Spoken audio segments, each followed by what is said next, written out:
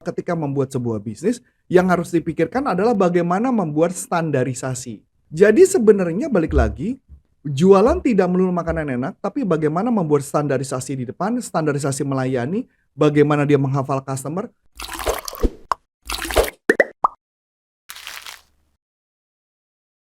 Halo sahabat sales dimanapun Anda berada, jumpa lagi dengan saya Melanie dalam YouTube channel Coach Antonius Arif yang membahas tentang selling dan marketing. Apa kabar sahabat sales? Nah, tahu nggak sih, restoran enak tapi belum tentu bisa bikin rame. Ya gimana tuh ya? Nah, saat ini sudah ada bersama dengan saya Coach Antonius Arif. Halo Coach. Halo.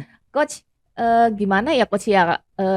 Ada restoran yang rame gitu ya, makanannya enak lah ya. Ada yang restoran yang makanannya enak, tapi itu belum tentu bisa rame gitu pengunjung itu. Kira-kira kayak gimana ya Coach? Mungkin kita ngebahasnya gini deh paling gampang. Kan kita punya pengalaman ya. Kita punya pengalaman waktu itu kita pernah pergi ke satu restoran. Satu restoran itu sebenarnya ya dibilang makanan enak sekali ya enggak, tapi ya oke lah, masih bisa dimakan lah. Enak, ya maksudnya masih oke lah ya.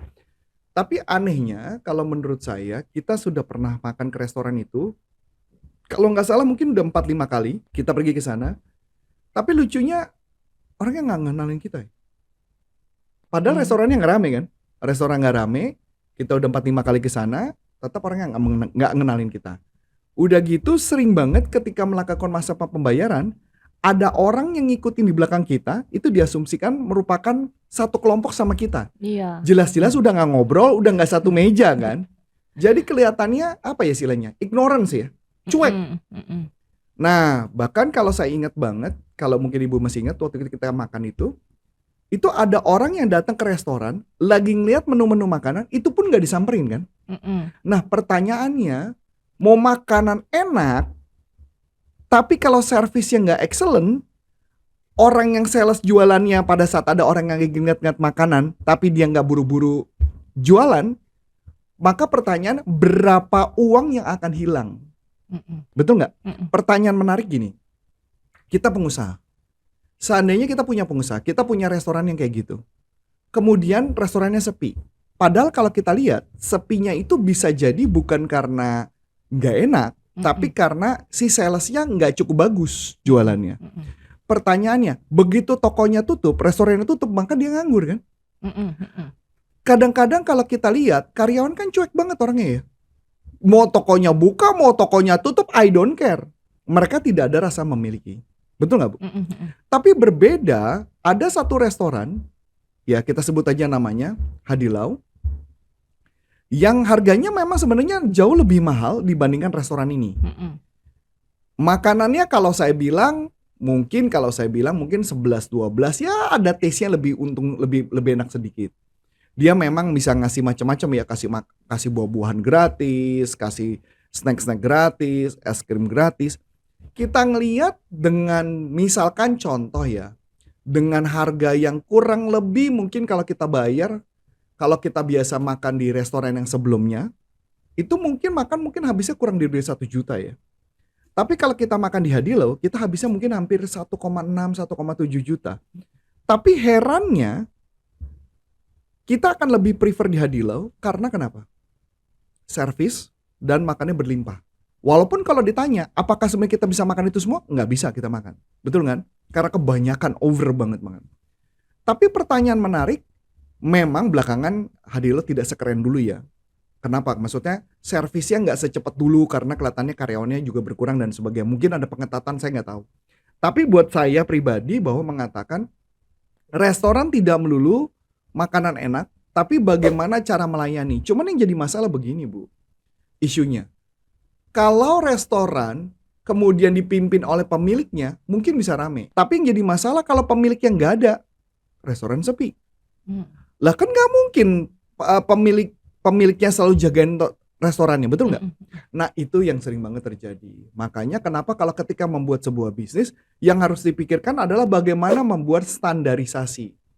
Standarisasi apa? Satu, ketika ada orang di depan, ada sales yang keluar menawarkan barang, itu standarisasi satu. Betul nggak? Dan itu yang harus dilatih. Standarisasi kedua adalah dia ketika ada orang datang, dia melayani, dia harus hafal nama orangnya. Masih ingat kalau kita pikir-pikir kayak Starbucks. Starbucks kan servisnya bagus ya Bu. Orang datang ditanya apa kabar, mau minum apa, kecuali kita orang baru. Dan ini yang kita lihat di Hadilo juga melakukan yang sama. Yang bisa bedanya cuman Hadilo adalah makanan yang apa sih istilahnya, sup-supan, rebus-rebusan dan sebagainya. Tapi servisnya mirip kayak dengan Starbucks gayanya. Malah kan mungkin menurut saya lebih gitu dia melakukannya. Jadi sebenarnya balik lagi, jualan tidak melulu makanan enak, tapi bagaimana membuat standarisasi di depan, standarisasi melayani, bagaimana dia menghafal customer. Can you imagine kita cuma udah 5 kali makan di sana dan restoran juga nggak rame, kecuali rame ya dia lupa nama kita, make sense ya. Atau minimal dia senyum lah, senyum juga enggak ya kan Bu. Jadi kalau mama standarisasinya seperti itu, maka apa yang terjadi? Restoran menjadi tidak ramai. Makanya nggak bisa kita ketika berbuat bisnis tanpa adanya perlu standarisasi. Karena standarisasi lah yang membuat bisnis itu jadi meningkat. Nah, kalau standarisasi bisnis, sebenarnya ada 3 hal yang harus distandarisasi Bu. 1, yang perlu distandarisasi adalah sales dan marketing. Yang kedua adalah operasional. Yang ketiga adalah SDM. Yang dimana di perusahaan yang ke tempat kita makan itu 3-tiganya tidak ada. Mana makanannya juga kadang-kadang suka kelupaan dimasukin. Betul nggak? Standarisasi jualannya ada nggak? Nggak ada. Upsellingnya ada nggak? Nggak ada. Ada nggak nawarin nambah minum? Nggak ada. Ada nggak nambah nawarin makanan? Tidak ada. Padahal itu kan bisnis ya Bu. Betul nggak? Standarisasi, kemudian operasionalnya, apakah tentang melayaninya, bagaimana makanannya, kapan keluarnya dan sebagainya, berapa kali kita makan di sana dan selalu ada yang ketinggalan. Padahal itu udah dibagiin dipesan. Berarti nunjukin apa? Mereka don't care. Yang penting mereka kerja. Padahal kalau kita lihat, kita udah hafal orangnya itu terus kan. Tapi lucunya itu. Begitu Bu. Ini menarik ya Coach, soal standarisasi tadi gitu ya. Biasanya kan sales itu hanya bisanya menjual gitu kan. Tapi bagaimana dia memaintain customer. Nah, berarti seorang sales juga perlu service excellent. Kalau diajarin. Ini kalau ini ya, maksudnya ini dari opini saya dari ini ya, yang dijabarkan dengan Coach Antonius Arif. Jadi maksudnya bagaimana kita mempertahankan customer itu, memaintain customer, berarti memang service excellent itu penting ya, service excellent. Service excellent itu penting, tergantung juga memang perusahaan itu penting apa enggak. Saya kasih contoh. Mungkin Bu Ana masih ingat enggak? Ada satu restoran Justus. Ya, ngomongin Justus apa Just Us kita nggak tahu tulisannya kayak gitu ya, antara Just Us, Justus gitu ya. Di Serpong, dia ngontak saya. Padahal kan kita tinggalnya di daerah Jakarta Selatan, tapi dia ngontak kita karena kita pernah makan di sana. Dia nanya, kapan rencana mau makan lagi di sini? Kebetulan lagi ada promo bla bla bla bla dan sebagainya. So itu kan bagian dari service excellent. Itu bagian dari dia memfollow up kita. Kan sebenarnya kan setiap orang masuk Justus kan memang disuruh memasukkan nomor handphone kan. Lah itu database. Dan mereka telepon loh. Walaupun saya inget banget orangnya ngomongnya gemeter Bu ya. Cara ngomongnya selamat pagi. I don't care masalah gemeternya. Tapi paling enggak dia melakukan sesuatu yang menurut saya cukup bagus. Dan seenggaknya paling enggak peluang-peluang untuk mereka beli kan ada. Ya dong. Masa enggak ada sih? Ada dong peluangnya. Tapi dari situ kita melihat Justus jadi berbeda loh Bu. Kita melihat Justus, dia nawarin promo loh. Dia peduli sama saya loh. Walaupun sebenarnya dia niatnya jualan. Tapi kalau saya ngeliatnya nggak gitu sih. Saya ngeliatnya bukan dia jualan, tapi saya ngeliatnya adalah dia mau memberitahu sesuatu yang bagus. Dia mau menyapa customernya. So which is itu keren banget walaupun digemeter ya orang yang nelfon. Itu sih maksud saya. Oke. Kalau menurut Coach Antonius Arif sendiri, apakah seorang sales itu perlu memiliki skill sebagai seorang service excellent juga, ataukah dalam satu corporate ini service excellent ini berdiri sendiri dari sales? Balik lagi ke industrinya. Kalau industri sales aslinya adalah dia harus mampu melayani customer. Intinya memberikan pelayanan pada customer.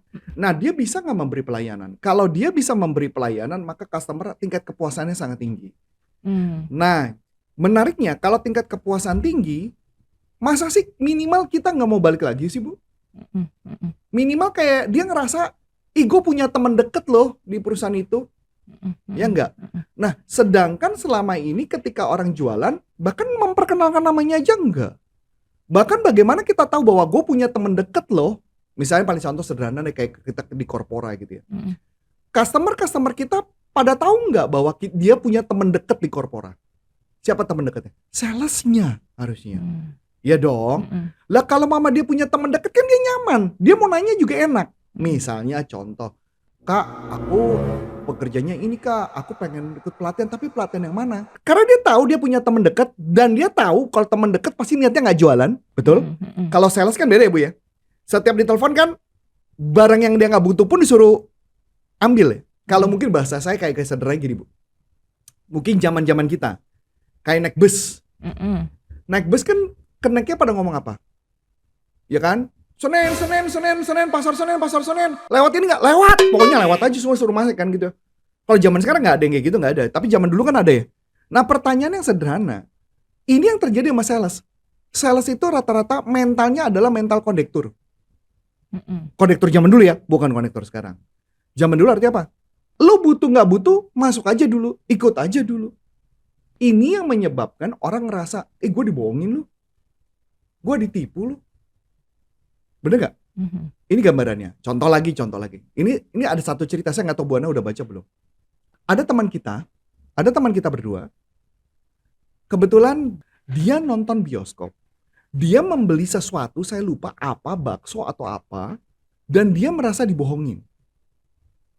Ya, dia merasa dibohongi karena katanya harga baksonya gak sesuai dengan hitungan-hitungan secara matematisnya. Mm-mm. Berarti dibohongin angkanya. Dan dia masuk di detik.com. Pertanyaan saya sederhana. Itu kan adalah customer yang concern. Pertanyaan saya, kita berdua kalau makan, mana pernah ngeliat harga? Mana pernah kita ngeliat ini makanannya bener apa enggak? Nggak pernah kan? Iya. Nggak Nanti pernah. kagetnya pas bayar gitu ya. Ya kagetnya pas bayar, tapi pas bayar pun juga nggak pernah dicekin satu-satu kan. Ini bener apa enggak hitungannya? Mana pernah Bu Ana nanya? Ini bonusnya bener apa enggak dihitung? Pernah nggak? Nggak pernah kan? Tapi ada customer yang memang menghitung seperti itu. Ya kan istilahnya gini ya. Kita harus mengantisipasi semua customer yang modelnya ngitungnya kayak gitu loh. Yang dimana pelayanannya dibilang kesannya free, kasih diskon dan sebagainya, ternyata nggak diskon gitu. Makanya kenapa kalau Bu Ana perhatikan kemarin kan ada satu customer yang datang ke kita, saya cuma nanya harganya berapa? Sekian, dipotong diskon 10%. Yakin nih harga nggak bakal dapet? Yakin Pak? Bener ini nggak bakalan. Walaupun kalau lagi ada promo kira-kira bisa nggak dapat harga lebih murah? Enggak, yakin. Oke, kalau gitu potong lagi 10% untuk pembelian keduanya. Kenapa? Saya cuma takut satu. Tim kita nggak ngitung, nggak benar-benar ngitung. Kalau semua lagi promo, dihitung nggak satu-satu angkanya. Kalau nggak dihitung gimana? Berarti kesimpulannya, apa bedanya saya beli sama kamu sama beli di sistem? Nggak ada. Itu yang saya sangat peduli berkaitan hal itu. Makanya saya suka cerewet hal kayak gitu. Saya tanya, yakin udah hitung. Karena mungkin di mata karyawan, yang penting profit. Tapi di mata pengusaha, bukan sekedar profit. Tapi customer lifetime value. Kenapa saya mau ngomong ini? Nah, ini saya jadi ingat flashback zaman dulu lagi. Saya pernah megang satu produk. Produk ini dulu dipegang oleh teman saya. Jadi gini, anggaplah, jadi saya punya reseller. Reseller ini harganya 5.000 US dollar. Satu unitnya. Saya jual ke dia 5.000 US dollar. Kebetulan, teman saya yang sebelum saya megang, dia mau ngambil profit Bu. Dia jual ke salah satu perusahaan harganya 5.200. Udah profit dong. Profit lagi dong ya. Udah 5.000 tambah 5.200 dolar. Berarti dapat profit 200 dolar tambahan. Gede dong Bu, bukan kecil dong. Tapi you know what? Ketahuan lu Bu. Sama si orang yang 5.000 ini. Dia bilang, lu ngasih dia 5.200. Lu ngasih gue 5.000, gue nyetok, dia enggak. Tahu gak pembelaan salesnya? Kan harganya gak sama. Harga tetap tinggi. Dari sini saya tahu Bu satu hal. Apa tahu? Saya gak boleh curangin orang lain. Maka sejak pas saya pegang produk itu, saya putuskan 5.200 itu tidak ada. Walaupun saya rugi 200 dolar. Tapi saya pegang yang 5.000. Karena dia nyetok. Dia ngitung, dia mengadakan acara. Akibatnya, maka saya jadi terbaik se-Asia Pasifik. Wow. Pertanyaan yang sederhana, cuma gara-gara uang receh mungkin yang gak seberapa. Tapi buat customer, gue merasa dibohongin apa enggak? Itu menjadi bagian yang penting banget ketika kita jualan. Lu care nggak? Bukan hanya sekedar pelayanan, tapi lu dibohongin apa enggak? Itu penting banget sih. Oke, back to topic ya Coach Arif. Jadi kita kan ngomonginnya tadi tentang ini restoran gitu yang dimana berkaitan service excellence, dia sudah tahu kita sering datang gitu kan, tapi dia kok kayaknya Cuek. mengabaikan, cuek. Nah, apakah ini berlaku untuk semua, hanya untuk industri di restoran ataukah berlaku seluruh industri? Semua, Bu. Yang tadi saya katakan kan, bahwa ketika kita di bisnis apapun, service excellence menjadi bagian yang sangat penting. Makanya tadi, enak nggak kalau ada orang customer yang nelfon ke kita, dia tahu dia punya sahabat, itu kan service excellence. Ya, oke. Berarti service excellence ini bukan hanya sales ya harusnya ya. Berarti Bukan hanya satu sales, corporate satu gitu ya. corporate, termasuk bagaimana pelayanan. Makanya kalau Ibu perhatikan, tadi pagi saya memberikan perintah kepada salah satu departemen, yaitu untuk fokus ke satu hal. Kenapa? Karena saya sadar ketika divisi ini bukan cuma sekedar jualan, ini bukan sekedar dapat profit, tapi kualitas apa yang kita berikan dengan uang. Jadi kayak gini contoh-contoh, sederhana kayak gini contoh-contoh. Saya paling gampangnya sederhana gini, Bu. Ibu membeli makanan, makanannya harganya 15.000. Anggaplah nasi warteg 15.000. Ketika saya memberi bungkusan 15.000 kepada ibu, saya plus bonusin saya senyum dan ramah pada ibu, itu sudah nilai plus kan? Sampai sini oke? Pertanyaannya, jangan saya membeli jual 15.000, tapi saya memberikannya bukan 15.000, tapi saya memberikannya cuma nilai 10.000. Yang artinya saya ngebohongin ibu kan? Itu yang saya nggak mau. Ketika ada customer membayar kita puluhan juta atau ratusan juta, dia harus mendapat lebih daripada yang dia bayarkan. Kalau dia mendapatnya kurang daripada yang dia bayarkan, berarti dia akan kecewa. Masih ingat gak zaman dulu, kalau ibu ingat lagi, balik lagi. Dulu kita punya rekaman-rekaman video yang dijual. Zaman dulu, saya bilang audionya gak kedengeran.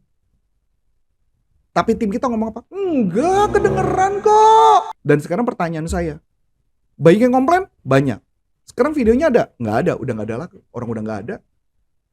Kenapa? Karena kita memberikan, jadi ketika orang membayar, kita memberikannya kurang daripada yang dia bayarkan. Itu service excellence kan? Memberikan nilai, memberikan value. Jadi ketika dia membayar sesuatu, dia harus mendapatkan lebih dari yang dia bayarkan. Sambil contoh lagi, sederhana. Ini kayaknya banyak banget ya yang di kepala saya. Kita kan kebetulan baru saja, saya, Bu Ana sama Matthew, ya, baru saja ikut kelas. Oke kan, Bu? Ya, baru ikut sekolah kan? Sekarang pertanyaannya, sekolahnya selama 2 tahun. Oh, itu Coach Arif 2 tahun, saya setahun. Ya, Ibu setahun kan? Karena lagi programnya dipercepat. Pertanyaan saya, Bu, bayarnya cuma berapa? 12 juta rupiah. Pertanyaan saya, mahal atau murah? 12 juta 2 tahun, 12 juta 1 tahun, tapi di panggung apa yang terjadi? Dia melayani kita dengan bagus, dia memberikan first impression yang bagus, orang bule datang ke Indonesia memberikan impresi yang bagus. Dengan hanya 12 juta selama, kalau di Bu Ana 1 tahun, di saya 2 tahun.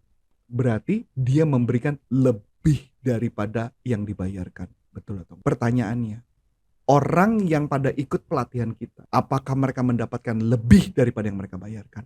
Itu yang disebut service excellence. Menarik ya. Apakah ada pelatihan untuk sales nih ya Coach ya, kalau untuk service excellence? Pelatihan service excellence saya nggak tahu jadwalnya ada apa enggak. Seharusnya ada di pastiprestasi.com, di pastiprestasi.com. Tapi yang pasti kita ada di Guerrilla Marketing. Jadi ada pelatihan Guerrilla Marketing, bagaimana caranya untuk melihat bisnis secara keseluruhan. Karena ini penting juga ya, termasuk bagaimana kita bisa memaintain customer gitu ya Coach ya. Yes, karena ini bukan cuma sekedar jualan, sekedar profesi, tapi ada nggak kita pakai hati kita? Ada nggak kita pakai hati kita? Yang paling sederhana ini kayak gini nih. Ini saya ingat nih. Suatu pagi subuh, saya dengan Adi di Sorowako lagi nunggu pesawat terbang. Kita mau naik pesawat terbang baling-baling, Bu. Mendadak Adi mungkin ketakutan. Dia ngomong, dia bilang begini, Pak, itu kalau mama orang teknikalnya, kalau pasang bautnya nggak bener kan pesawat kita jatuh ya Pak. Yalah memang. Dia baru sadar. Iya nggak? Karena pesawat terbang. Ya kan? Tapi pertanyaan sederhana, kalau kita bekerja yang tidak pesawat terbang, apakah kita melakukan self excellence seperti itu? Belum tentu. Jadi kadang-kadang hal yang kecil baru kita sadari ketika ada sesuatu jatuh. Iya nggak? Kalau kerjaan dia, ini setiap satu pekerjaan baut yang dia kencengin akan mempengaruhi secara keseluruhan. Jadi ketika bekerja, dia harus menyadari satu hal yang kita kerjakan akan berdampak kepada keseluruhan secara sistem. Iya, saya jadi ingat satu pepatah, titik nilai rusak susu sebelanga. Jadi Iya. karena satu hal gitu ya. Yang cuek, Bisa. masa bodoh, Iya. I don't care, yang penting gue udah kerja, yang penting gue udah gaji, tapi sistem secara keseluruhan menjadi fail. Nah, ini yang harus dimiliki oleh para pengusaha dan para karyawan supaya mereka mau bonding, mereka mau bekerja sama, bagaimana mereka mempunyai rasa memiliki. Itu aja Iya, sih. iya, iya. Nah, buat sahabat Seles ini ada e-book. Jadi untuk mendapatkan e-book ini gampang banget, cuman diklik di deskripsi yang ada di bawah ini ya, nanti ada deskripsinya, tinggal diklik aja, masukkan data-data sahabat Seles, nama, nomor telepon, email gitu ya, terus nanti akan dikirimkan. Apa aja sih yang didapetin sama sahabat Seles? Nah, sahabat Seles ini pasti akan mendapatkan 10 ide unik pemasaran dengan guerrilla marketing. Nah, ya, ayo cepet aja ya sahabat Seles, bisa diisi datanya kemudian dikirimkan ke kami. Nah, akhir kata sekian dulu bincang-bincang kita kali ini. Sampai jumpa lagi dengan bincang-bincang kita menarik ya, yang menarik lainnya.